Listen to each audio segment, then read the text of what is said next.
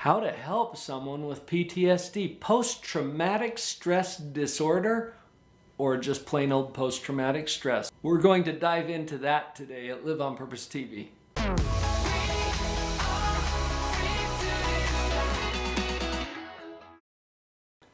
Post-traumatic stress. Yeah, sounds fun, doesn't it? Can I make a distinction right here at the beginning of the video? PTSD are the initials that we use to describe post-traumatic stress disorder. There is also a concept that's not a disorder. It's called post-traumatic stress. Now, I make a distinction there because post-traumatic stress is a normal reaction to an abnormal event. Let's break it down. Post means after. Traumatic means terrifying, life-threatening, very disturbing. So post-traumatic means something that happens after a really disturbing event. Stress is our body's natural response to threat.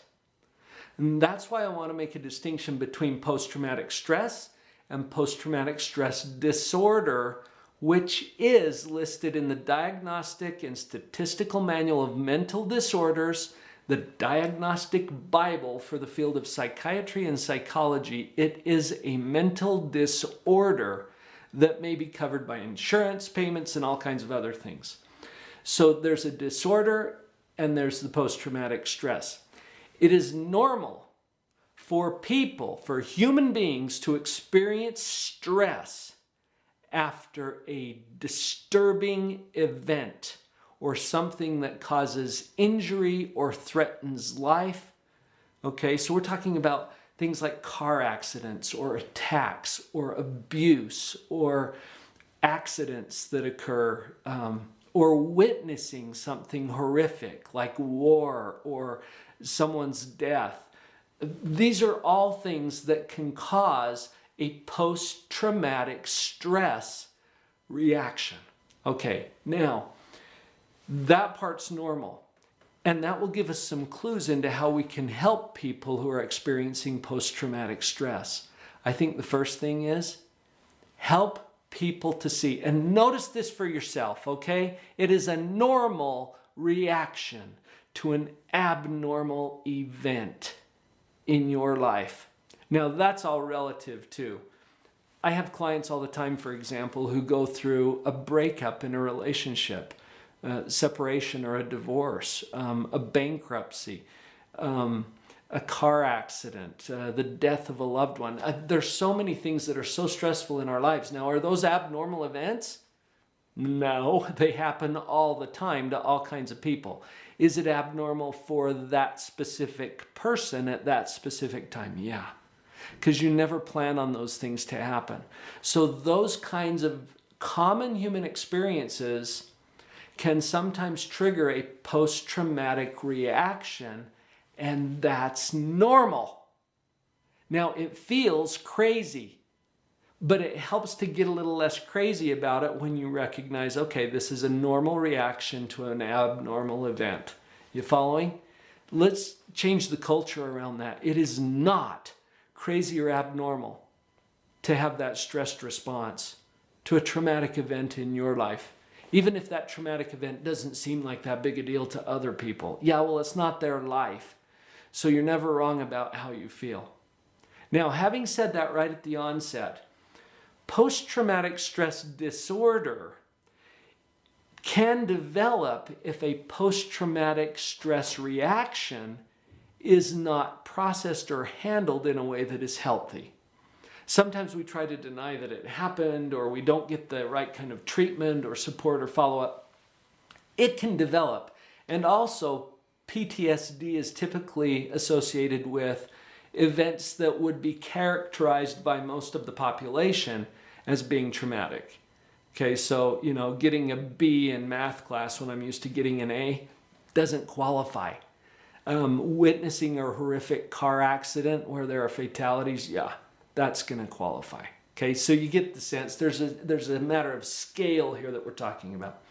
But you don't have to diagnose people unless you're a licensed mental health professional. So that probably doesn't matter to you anyway. I'm just trying to give you a little bit of the context around what this thing is. Here's what the research tells us. The most important thing that can happen to someone who's been through a traumatic event of any kind or magnitude is what the literature calls a debriefing. A debriefing is basically having an opportunity to talk to somebody about it. This is enormously therapeutic, and for whatever reasons there are, I think it helps to normalize our experience when we get to share that with another person. Let's say that someone you know or love has been through a traumatic experience, or maybe you've been through one yourself. This is going to work either way. Having someone to talk to about it is enormously important. If you are the listener, will you please keep in mind you got 2 ears and you got 1 mouth. And we got to use them in that proportion, especially right now, where you do a whole lot more listening than talking. This is not the time to give advice. This is not the time to tell people how to feel. They are never wrong about how they feel. Remember, this is a normal reaction to an abnormal event. So you listen, listen, listen.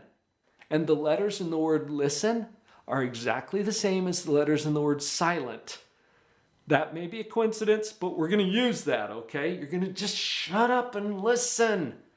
Give them an interested, listening ear. Do not add your opinions to this. It's not the time for it. Debriefing is simply a time for them to just get the story out. Encourage them to tell it. Listen with openness and empathy. That is enormously healing.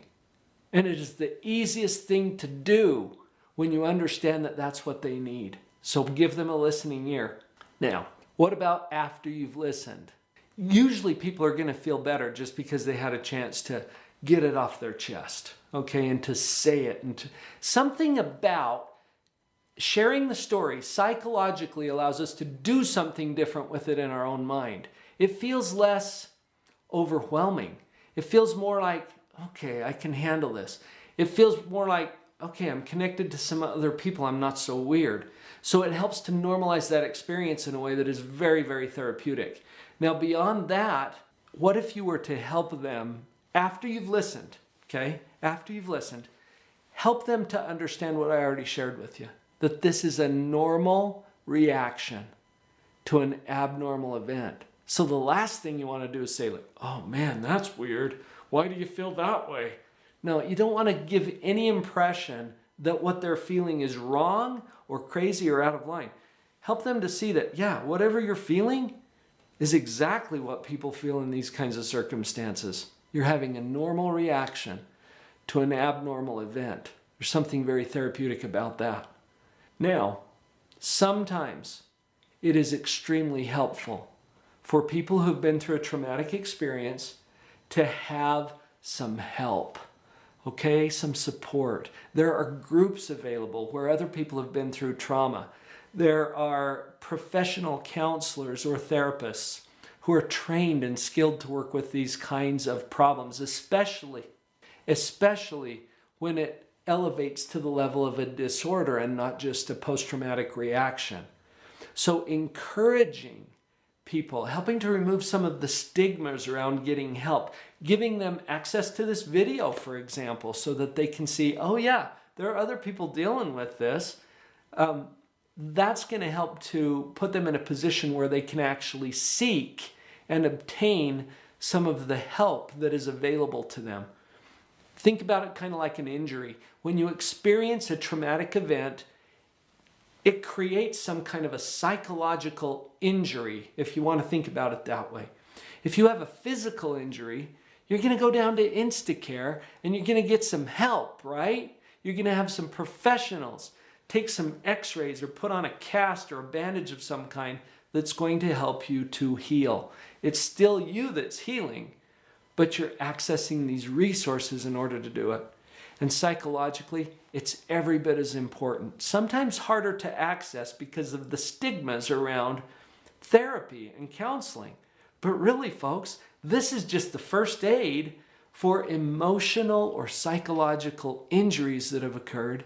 And there is so much that can be done in our modern methods with psychology, and especially positive psychology and cognitive behavioral psychology, that will help us to put our mind in a mode of healing. And then we can heal from this. There's so much that can be done. There is so much that you can do to help as well. So remember to listen. Normalize it. It's a normal reaction to an abnormal event, and encourage people to get the help that they need. I think we can get on top of this. Aren't you glad the main answer is just listen? Because you know you can do that. I think that's really going to help.